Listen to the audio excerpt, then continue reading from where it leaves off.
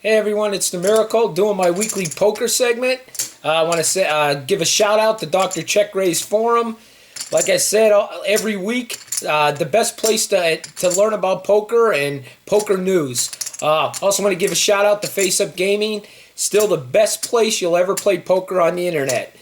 25 bucks, 150,000 worth of money and prizes each week.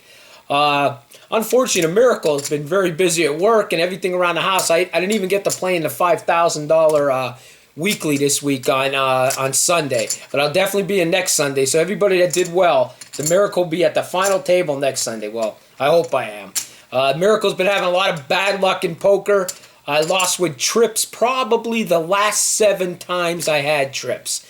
The odds of that happening are probably pretty slim, but for some reason, trips is doing me in. Every time I see a flop, there's something out there that scares me. There's a straight draw, there's a flush draw, and it just seems like I lose with trips every time I get them. And I'm telling you, it's got to be 7 times in a row now I've lost with trips. I want to talk a little bit about another site that I found. It's not a subscription site like Face Up Gaming. It's the Golden Nugget Poker online. Golden Nugget, who has a casino in Las Vegas and a casino in Atlantic City, now open a free poker site. It's totally free, and they give away gift cards for restaurants on a weekly basis, on a nightly basis, I should say. And on the weekends, they're giving out 2-night stays either in Atlantic City or Vegas at their hotel, free show tickets, and free dinner. So check it out. It's a free poker site. A lot of people saying that the Golden Nugget set this site up so when they legalize online poker that everybody will already be on the site. So it actually is a good move for them. Give away free prizes. Then if they ever do legalize online poker, they're right there ready to go. Got a lot of questions about grinders sent to me through my email. Asked me questions about what I thought about it. I don't know a lot about grinders. I did play on there for 3 months, but I haven't played on there in about 8 or 9 months. I would say maybe even longer, maybe a year it's been since I played on grinders. Did hear that people went down to the World Series of Poker after winning a seat through grinders, and they were promised this money and travel reimbursement, and they showed up and never got to play in the World Series of Poker and did not get their money. Heard that now that they are getting reimbursed, so I really don't want to comment on stuff I really don't know about, but I'll tell you this. If I played on that site and I want a seat to the World Series of Poker, and I didn't get that seat and wasn't allowed to play in that event, I'm moving on. Okay, you fooled me once, you're not fooling TheMiracle twice. I would move on. That's just my opinion. I wish grinders a lot of luck, and I hope they get their act together because they got a lot of faithful players on that site. I played on there, and them people love that site. They love the owner and everything, so I hope they get their act together and get everything right. I'm just saying, if it was me, I'm moving on. You promised me a seat, you didn't give it to me, moving on. Got a lot of comments on my one video, what puts me on tilt, and a lot of people said to me, there's got to be more than that puts you on tilt. One thing I talked about was eating at the poker table. Now, like I said, that does put me on tilt, but not if it's Cheez-It. I don't know if you guys like that or not, but I have to eat Cheez-Its. So I just thought I'd put this a prop for a little humor. That's what I said puts me on tilt eating, except if it's Cheez-Its. I thought I'd give a second segment on what puts me on tilt because there is a couple other things. And basically, it's what poker players say at the poker table that puts me on tilt. One thing they say that really irritates me is, I gotta call. I know you have me beat, but I gotta call. There's a lot of money already put in this pot.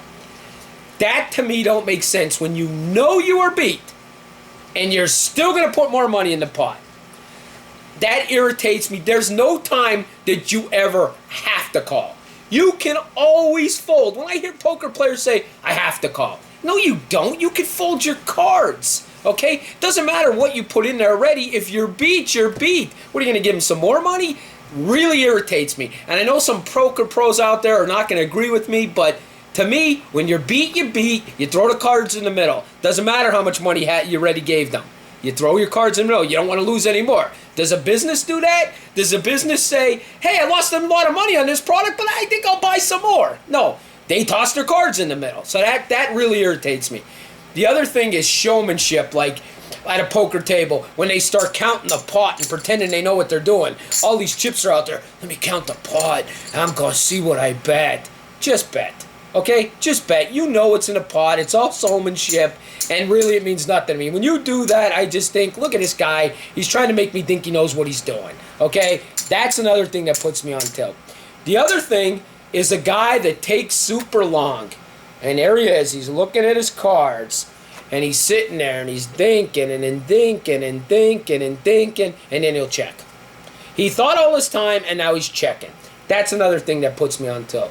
The other one, sorry Cheez-Its, I'll get back to you. The other one is when they count their chips to their right, they'll count them, then they'll put them back, they'll count them again, and it's all for show. I know it's for show, we all know it's for show. You know what you're going to bet. When I bet, this is what I say. 300, I get 300, I put it in the pot. Okay?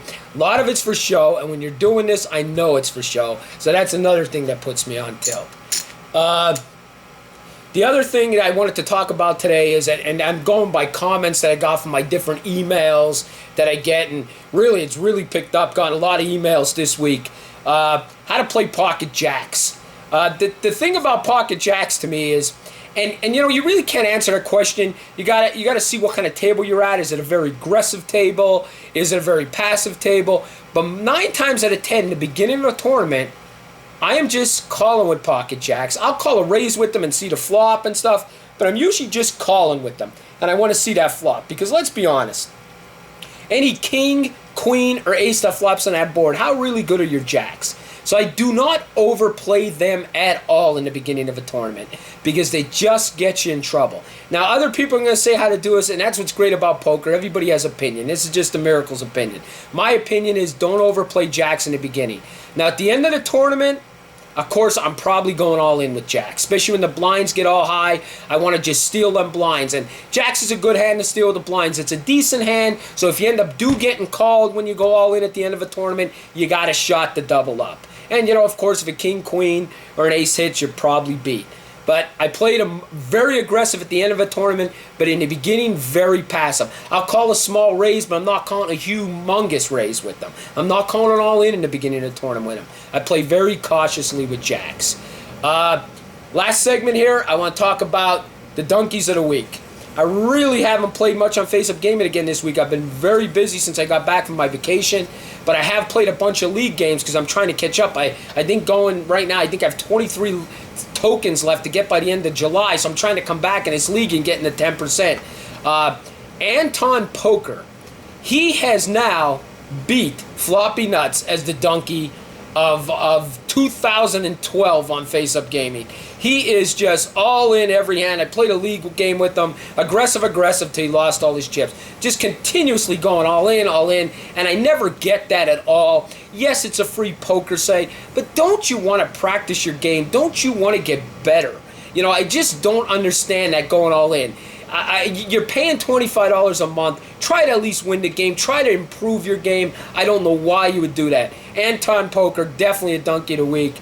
Of course, then there was another donkey that I played at. His name was Bingo. Of course, Bingo. We knew right away when I saw his name he'd be in every hand, just hoping to get lucky. Bingo.